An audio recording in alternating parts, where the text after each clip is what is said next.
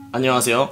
K 아니고 C 코리아 BBC 채널 김기자입니다. 지금 전 세계적으로 코로나 바이러스가 심각하게 퍼지고 있습니다. 그 중에서 우리 대한민국이 전 세계에서 최고의 모범 사례로 손꼽히고 있는데요.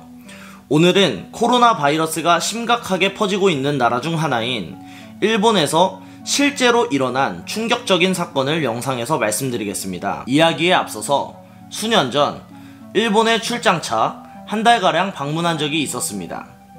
아무 생각 없이 TV를 틀었고 TV에는 하리센본이라는 프로그램이 나오고 있었습니다. 그 프로그램에서는 뚱뚱한 여자 콘도 하루나와 날씬한 여자 미노와 하루카라는 여성 개그맨 듀오가 나와서 길거리에서 지나가는 남자들에게 당신이라면 누구와 를 하고 싶나요?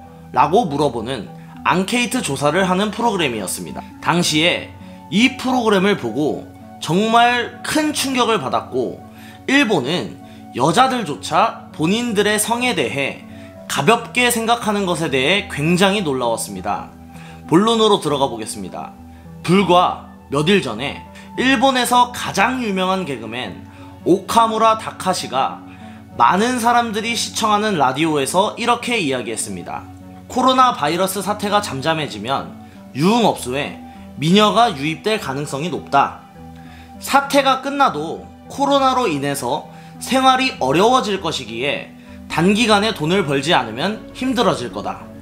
그래서 이 이후 귀여운 여성들이 유입될 거니까 그때까지 참자라며 3개월 뒤를 위해 당분간은 끊고 유흥업소에 쓸 돈을 저축하자. 지금은 이를 악물고 버텨야 한다고 이야기를 했습니다. 수십만 수백만의 사람들이 듣는 유명 라디오 프로그램에서 말이죠. 정리를 한번 해드릴게요.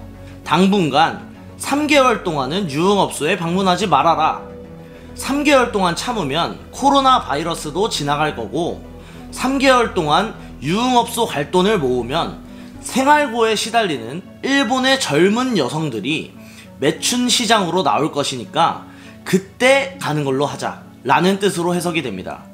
처음에 저도 이걸 보고 정말 믿기 힘들어서 100% 거짓 뉴스겠구나 하면서 수십 개의 자료를 찾아보니까 이게 정말 사실로 밝혀져서 정말 더욱더 충격적이었습니다.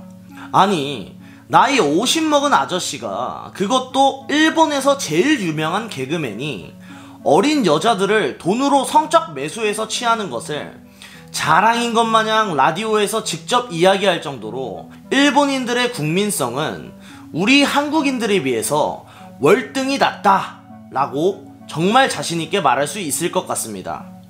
실제로 세이 가쿠인 대학 심리복지학부 개공교수인 후지타는 오카무라가 이 같은 말을 내뱉을 수 있는 배경에는 일본의 후진적인 사회 분위기와도 밀접한 관계가 있다고 분석했다 했고, 일본은 아동복지 관련 제도를 개선, 확충하는 방향성이 아닌 성산업에 종사해야 하는 듯한 구조가 만들어지고 있다라며 돈이 없는 여성은 몸을 팔아야 한다는 아주 야만적인 사회가 도처에 있고 오카무라와 같은 사상과 가치관들이 복지 확충을 막고 있다 라고 일갈했습니다.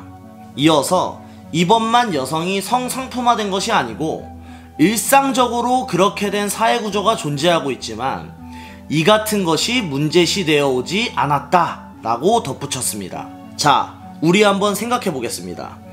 대한민국 국민 개그맨 유재석이 라디오 방송에서 이런 이야기를 했으면 국민청원부터 시작해가지고 아마 국민들이 아주 난리가 났을 것입니다.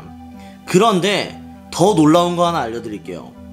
일반적인 일본 방송에서조차 개그맨들이나 유명 연예인들이 성매매 업소에 가는 걸 그냥 빠친코 가는 것처럼 가볍게 이야기한다는 것이고, 더더욱 놀라운 것은 일본 네티즌들 그 누구도 이 발언들에 대해 질책을 하거나 태클을 거는 사람들이 없다는 것입니다.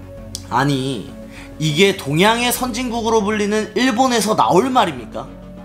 이러니까 이 원숭이 새끼들이 위안부 할머님들이 성적으로 피해를 입에 대해서 아직까지도 죄의식을 가지지 않고 정식으로 사과를 하지 않는 것이겠죠. 저는 이런 일본인들의 미개함이 너무너무 싫고 일본 정부가 우리 정부와 위안부 할머니들께 돈 몇 푼 쥐어주고 끝나는 것이 아니고 고개를 조아리면서 진심 어린 사과를 할 때까지 이런 영상을 계속 이어나갈 거고 계속해서 파헤치도록 하겠습니다. K 아니고 C 코리아 BBC 채널 김 기자였습니다.